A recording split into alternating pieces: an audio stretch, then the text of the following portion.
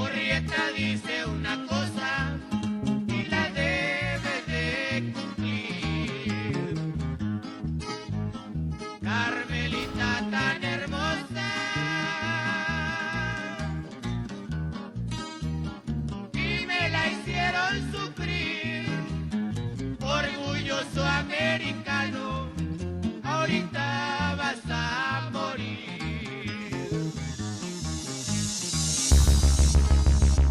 Yo me vine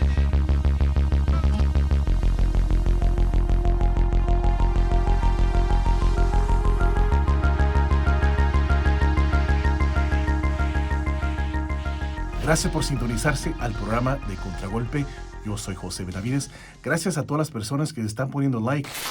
Si a ti te gusta la información que te estoy dando, ponle like y suscríbete. Y pásaselo a tu familia para que lo escuchen y lo agreguen. También, si usted es maestro, es importante que usted comparta este programa con sus estudiantes, especialmente de algo tan real como el odio y el racismo en Estados Unidos y en el mundo. Pero en particular, en esta edición vamos a hablar sobre el asesinato de George Floyd, un afroamericano que, pues, su vida se la arrebata un policía poniéndole la rodilla por más de 8 minutos en el cuello. Pero en esta edición yo quiero ir más allá. Quiero saber el origen del odio y el racismo en contra de la comunidad mexicana y afroamericana en particular. El profesor Miguel Tinker Salas ha escrito un libro muy bueno que se llama Bajo la sombra del águila, Sonora y la transformación de la frontera durante el Porfiriato. Quédense aquí, no se vayan, pongan el like, es muy importante. Regresamos.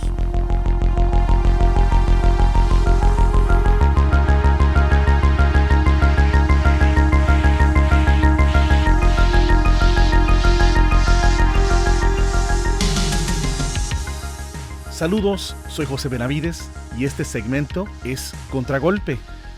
Me imagino que todos van a hablar sobre las protestas que están pasando en toda la ciudad. Y yo en esta edición les voy a traer eso y un poquito más, porque la comunidad latina necesita saber el origen de todo esto. Porque no todo empezó en los 90s con Rodney King. El odio y el racismo institucionalizado dentro del Departamento de Policía ha existido desde el momento que se roban más de la mitad del territorio mexicano. Y para confirmar lo que yo estoy diciendo, les tengo el profesor Miguel Tinker Salas, que ha escrito un libro muy bueno que me gustaría que la gente lea más. Se llama Bajo la sombra del águila, Sonora y la transformación de la frontera durante el Porfiriato. En ese libro tiene una sección donde él habla sobre la justicia fronteriza. Y es ahí donde yo quiero que el profesor nos explique cómo empieza todo. Profesor, buenas noches. Bueno, buenas noches, saludos a todos y todas. Recordemos que cuando se anexa o se roba el territorio mexicano y se le agrega a Estados Unidos, no existían policías como pensamos hoy día. La policía es el producto de un proceso de llegar a municipios y llegar a ciudades y condados, donde se llega a una, entre comillas, profesionalización de una fuerza militar, cuando en realidad lo que tenemos en el siglo XIX, después de la adquisición del territorio mexicano, son tropas informales. Los rancheros emplean a sus vaqueros como también su fuerza policíaca. O sea, el ejercicio del poder, el ejercicio de la llamada justicia, dependía en parte de los sheriffes, de los alguaciles, habían jueces regionales que existían, y también habían, los rancheros tenían su policía del rancho, que en realidad ejercían la fuerza y más bien la violencia, porque lo que ocurría en el suroeste norteamericano fue la imposición de una violencia racial. En Arizona, en Texas, en Nuevo México, se van formando la policía, lo que llamaban antes los rinches, o sea, los Texas Rangers, los de Arizona Rangers, que realmente no respondían a nadie, no tenían circunscrito la autoridad era el sheriff, la autoridad era el ranchero, la autoridad era la persona pudiente, y se ejerció una violencia racial contra la población latina. Recomiendo que lean el libro de Kerry McWilliams, Norte de México, donde planteaba que se usaba el linchamiento para intimidar la población. Yo tengo escrito en el libro mío, por ejemplo, cuando ocurría un crimen, buscaban al primer mexicano o mexicana que encontraban. Así lo dicen claramente, y cualquier mexicano sería suficiente, porque se le asumía que era culpable inmediatamente. O sea, un sistema de justicia basado en raza, basado en la opresión, basado en el hecho de que era una población ocupada, y esa es parte de una trayectoria sociorracial que va a formar más adelante, o que se va a incorporar más adelante en los equipos policíacos que ya se establecen con el orden municipal y el orden condado y el orden estatal. Muy interesante. ¿Y en qué año fue esto, más o menos? ¿Qué año fue? Estamos hablando después de la anexión del territorio mexicano, en 1848, cuando ya Estados Unidos se anexa a California, Arizona, Nuevo México y además Texas anteriormente, pero estamos hablando del medio del siglo XIX, pero esa trayectoria continúa hasta el siglo XX. La ley no era una ley, era la imposición de un orden por rancheros, por mineros, por hacendados, ahora americanos o norteamericanos, que se imponían hacia una comunidad latina, y había fama, la fama del sherife que linchaba, la fama del sherife está acá, y que más tarde se va reemplazando y se van creando autoridades estatales, como mencionaba antes, los Texas Rangers, los Arizona Rangers, que ahora ejercen con la potestad del Estado, pero todavía con una franca ejercicio del poder que no estaba controlado por nadie. Me parece que fue en 1920 que se establece la policía aquí en Estados Unidos, profesor, por ahí. Bueno, la policía fronteriza es producto de 1924, lo que es el Border Patrol, pero ya había policías municipales. Ya que se van formando ciudades, se va formando una policía municipal, se desprende del aparato individual, pero mucha de esa gente que ahora es parte de la policía anteriormente eran vigilantes. Anteriormente, o sea, que la mentalidad de que el latino o el afrodescendiente es el criminal, ya viene incrustada en la mentalidad política en la cual se ejerce y se va creando los policías. Recordemos la historia de los departamentos de policías de imponer orden, y ven en la comunidad latina o la afrodescendiente como un factor de estabilización. Y ven en esa comunidad entonces la necesidad de controlarla a través de actos violentos, porque el propósito del acto violento, sea la muerte del señor George Floyd, o sea la muerte o el linchamiento de una persona en el siglo XIX, es igual, mandar un mensaje a los demás para así mantener el control. Profesor, ¿se conoce que hay grupos supremacistas dentro del departamento de policía? ¿Y por qué es tan atractivo para ellos ser policía o militar? ¿Será que pueden matar personas y salirse con la suya? Sabemos que grupos supremacistas se han infiltrado no solamente a la policía, pero se han infiltrado también al ejército, y ven en el ejército una forma de recibir entrenamiento gratis, que así los prepara para lo que ellos eventualmente creen que será la próxima guerra civil en Estados Unidos. Hay grupos que se asocian a las protestas, que se hacen pasar por manifestantes para tratar de instigar violencia y así crear unas condiciones para una guerra civil. Existen el Poverty Law Center, el Southern Poverty Law Center, o sea, el grupo proyecto de Estudia Ley del Sur, tiene una lista completa, recomiendo que vayan a verla en internet, tiene una lista completa de las organizaciones raciales supremacistas que buscan infiltrar al ejército, a la policía.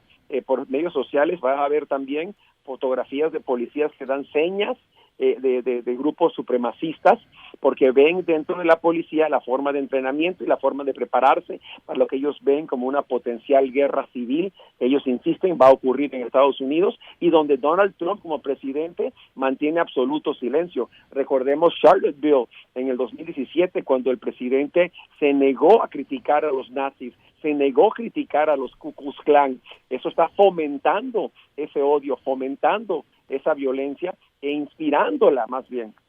Profesor, hablé con un escritor que se llama Bill Black, y él me dice que en realidad la verdadera razón por la que se crea una policía es para proteger los intereses de los anglosajones de esas épocas y proteger su dinero, todos sus intereses en contra de las hordas de los indios y de los mexicanos y de los afroamericanos, por supuesto. Bueno, la policía se crea para, uno, proteger la propiedad privada. Proteger, digamos, lo esencial del sistema capitalista es la supremacía de lo que es la propiedad privada. Como tal, esa propiedad que a veces resultaba en robo de los indígenas, en robo de los afrodescendientes, por supuesto, el papel de la policía era proteger a los intereses pudientes y también protegerlos de lo que anticipaban como amenaza, que en la parte este era la población afrodescendiente. Hay que realizar que el proceso de municipalización, eso, la creación de municipios y ciudades, ocurre mucho más rápido en el este, y acá en el oeste, que todavía se considera frontera, es un proceso mucho más lento, que logra consolidarse después del comienzo del siglo XX, donde se van consolidando las ciudades, y por lo tanto, igual que en el este, se van consolidando las policías municipales. ¿Y cuál es su opinión de todas las movilizaciones que están ocurriendo ahorita? Unas que también se están desbordando, unas instigadas por policías y otras, pues, la izquierda del Black Bloc o como le digan, anarquistas. Bueno, yo creo que hay dos cosas. Primero, George Floyd, de la muerte del señor Floyd, asesinato del señor Floyd, es el detonante, es lo que prende el polvorín, es la chispa que prende el polvorín, pero no es el único factor. Estamos hablando de 3 meses de cuarentena, estamos hablando de carestía, de gente que ya no tiene trabajo, no tiene comida, estamos hablando de casi 40 millones de personas desempleadas, 1 en cada 4, y el porcentaje de afrodescendientes y latinos desempleados es mucho más grande que el porcentaje de anglosajones. Estamos hablando, digamos, del impacto del COVID sobre personas latinas y afrodescendientes ha sido mucho más alto en términos de la mortalidad. Estamos hablando de que se nos declara trabajadores esenciales para simplemente seguir explotándonos en las carnicerías, en las fábricas de carne, en los campos. Y de nuevo, otra vez, el porcentaje de personas que tienen COVID, que trabajan en esas zonas, es más alto que los anglosajones. O sea, hay una acumulación de factores, y el ira que se ve en las calles, el fervor que se ve en las calles, creo que se une a esa realidad, representa esa realidad. A eso también se le agrega ya que las divisiones sociales en Estados Unidos son tan pronunciadas, donde 8 personas controlan la mitad de la riqueza de Estados Unidos y del mundo, donde 40% de la persona en Estados Unidos no tiene ni $400 con que enfrentar una crisis, y tenemos un polvorín al cual se le vende que no, estamos en calma, en democracia, estamos en tiempos de aptitud. No, estamos en tiempos muy difíciles, y la realidad se vio en las calles este fin de semana, no solamente por el señor Floyd, al cual se le agrega al señor Orber y todos los que han sido asesinados por la policía, pero vemos también el contexto social, que creo que es el trasfondo de todo esto. Y es una lista larga, profesor. Ha habido muchos mexicanos que han matado en los 80s y recientemente, de hecho, que pues la policía los mata igual de brutal, pero nuestra comunidad no sale a las calles a protestar. Es muy interesante, es algo de analizar por qué nuestra gente no sale a protestar y a manifestarse cuando matan a uno de los nuestros. Pero bueno, ese es otro tema. Profesor, pero lamentablemente muchos de los saqueos y de las manifestaciones que están ocurriendo aquí, pues lamentablemente los medios de comunicación lo están usando para golpetear más a la comunidad. ¿Cuál es su opinión? Yo siempre digo, hay que analizar quién beneficia de lo que está ocurriendo, y cuando el saqueo beneficia al policía, a los instrumentos del orden, entonces en realidad son iguales a cualquier acción policíaca, porque lo están haciendo es destruyendo la legitimidad de un proceso que es justo y además es necesario, porque la protesta es parte de la voz de los que no tienen representación. Y creo que eso es fundamental, que cuando tratan de acabar con la protesta, indicando que hubo violencia y por lo tanto no deben protestar, no, si ese fuera el caso, no hubieran movimientos de derechos civiles en Estados Unidos en los años 50 y 60, no hubiera habido el movimiento chicano, el movimiento de la mujer, el movimiento del medio ambiente, el movimiento LGBT, o sea, todos esos movimientos tuvieron que luchar por su espacio en la sociedad, y los logros que han logrado, lo han logrado porque gente estuvo dispuesta a protestar, a participar y a cambiar la sociedad. La sociedad no cambia simplemente por los buenos deseos. Profesor, lo que mencionó hace unos minutos me hizo recordar aquel mexicano famoso, legendario, llamado Joaquín Murrieta, que le violan la esposa, la violan y la matan, y a él lo dejan por muerto. Me hizo recordar esa historia porque según después de mucho tiempo, cuando atrapan a Joaquín Murrieta, es de que le cortan la cabeza y la ponen en un cristal con agua o líquido, qué sé yo, y lo presentan a la audiencia aquí en California, en aquellos entonces, como la cabeza de Joaquín Murrieta. Y me hace dudar que era la cabeza de Joaquín Murrieta. ¿Y por qué menciono esto? Porque todo mexicano en esos entonces era un bandido.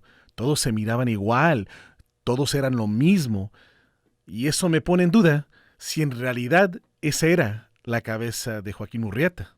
O sería cualquier otro mexicano que presentaba. Habían varias personas, Tiburcio Vázquez, Joaquín Murrieta, muchas personas que se convirtieron en bandidos sociales, que al ver la población mexicana en aquel tiempo, mayormente sonorense, expulsada de los campos mineros, estamos hablando de 1850, expulsada de los campos mineros, primero buscan que el mexicano y la mexicana les enseñen a los norteamericanos a trabajar las minas, porque el americano que viene del este no sabe trabajar la mina, entonces utilizan al mexicano para trabajar la mina, le quitan la información y luego quieren excluirlos, y además si entraban a los campos eran linchados. Entonces Joaquín Murrieta, Tiburcio Vázquez y muchos otros protestaron en contra del linchamiento, en contra de la violencia contra los mexicanos, y por supuesto se convirtieron en figuras estilo Robin Hood, ¿verdad? Donde y esa es la figura que emerge, la figura del zorro, pero aquel zorro no era real, el Tiburcio Vázquez era real, Joaquín Murrieta era real. Sí. Entonces esa es la figura que representa el ángel vengador, que defendía a la población mexicana y era mexicana en aquel tiempo, y además ayudaba a organizar protestas, ¿verdad? Porque eso es lo que hacía falta, porque recordemos, cuando yo digo en mi libro, cuando hay un crimen, y dicen el criminal son mexicanos, ¿verdad? Para ellos todos los mexicanos eran iguales, eran iguales, no les importaba. Arrestar a uno serviría de ejemplo para otro. Todavía es igual, profesor.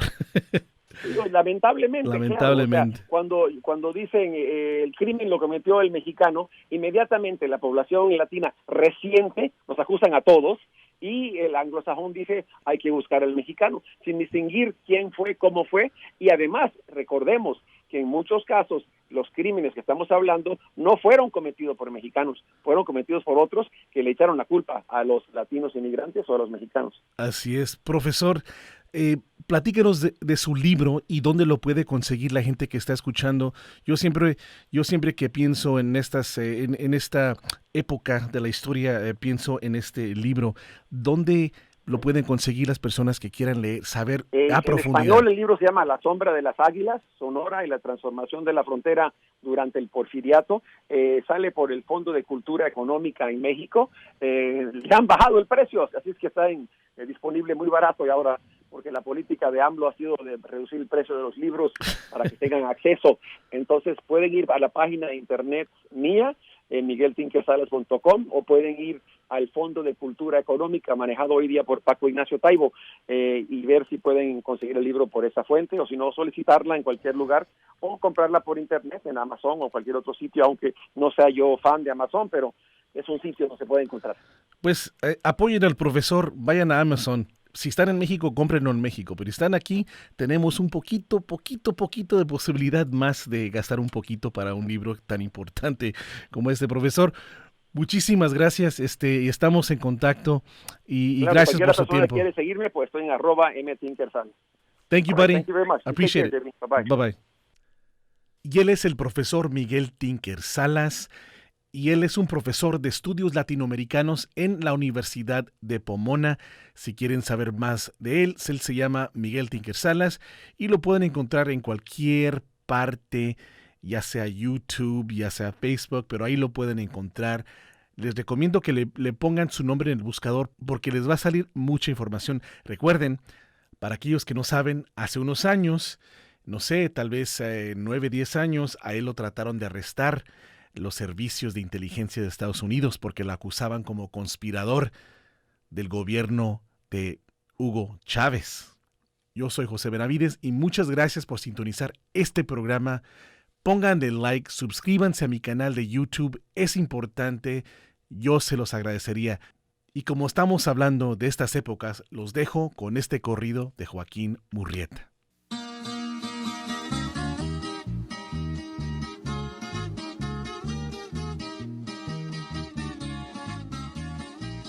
Te quiero dar las gracias por apoyar mi canal. Es muy importante para mí recibir sus comentarios, su apoyo, sus likes, porque esto me ayuda a crecer y me motiva a traerles más información como esta. Gracias. Los esperamos en la próxima edición de Contragolpe. Debes de cumplir, Carmelita tan hermosa, y me la hicieron sufrir. Orgulloso americano, ahorita vas a morir.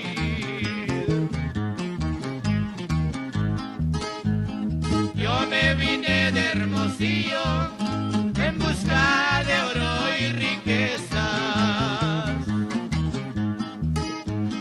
Al indio noble y sencillo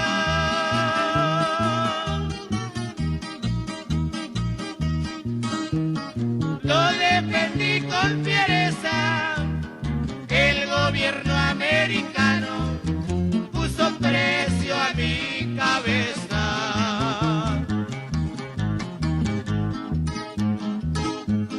Cuando apenas era un niño, huérfano a mí me dejaron,